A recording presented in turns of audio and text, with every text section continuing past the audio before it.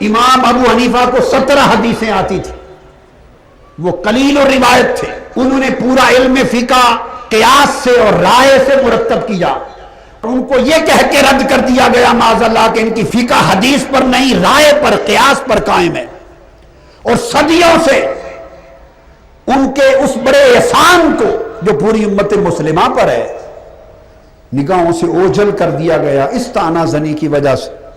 تو میرا موضوع صرف یہ ہے کہ وہ فقہ میں تو امام اعظم تھے ہی، مگر علم حدیث میں بھی وہ امام اعظم تھے۔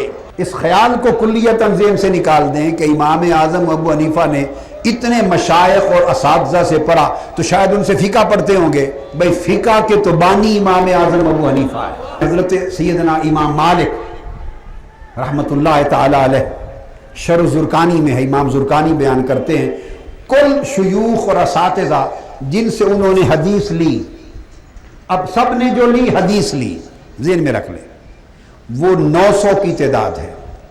امام بخاری رحمت اللہ علیہ نے جن شیوخ سے لیا حدیث کو وہ 1080 ہے۔ امام مسلم کے جن سے انہوں نے حدیث لی حدیث پڑھی وہ 220 شیوخ ہیں۔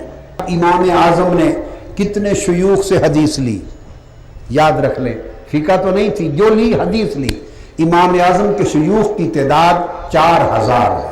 کہ امام اعظم ابو حنیفہ نے صحابہ کرام کی زیارت کی، آپ تابعی ہیں، اس پر اختلاف نہیں ہے، اس پر اہل علم کا اختلاف ہے کہ ان سے سماع کیا یا نہ کیا۔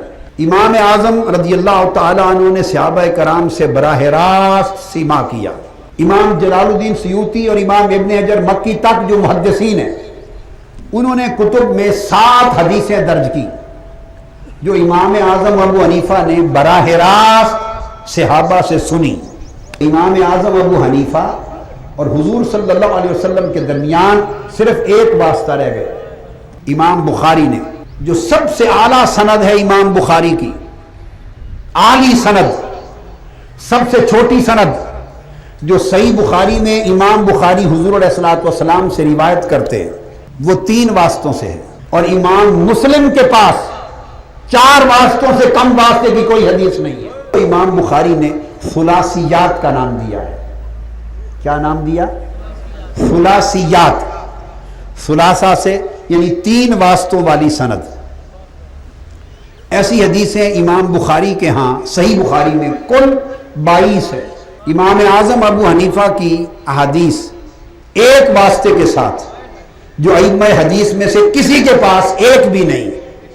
امام سیوطی اور امام ابن حجر مکی کے زمانے تک انہوں نے تحقیق کر کے 7 احادیث بیان کی تھی۔ امام اعظم کی ایک واسطے سے حدیث کی تعداد میں نے 11 تک پہنچائی۔ امام اعظم کا فیض تھا کہ میں نے امام اعظم کے ایک واسطے سے روایت ہونے والی احادیث کی تخریج کر کے 16 احادیث کی تعداد مکمل کر دی۔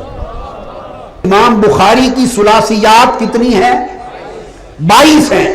امام اعظم کی ثلاثیات 4000 ہیں۔ پھر انہیں امام الائمہ فی الحدیث کیوں نہ کہوں۔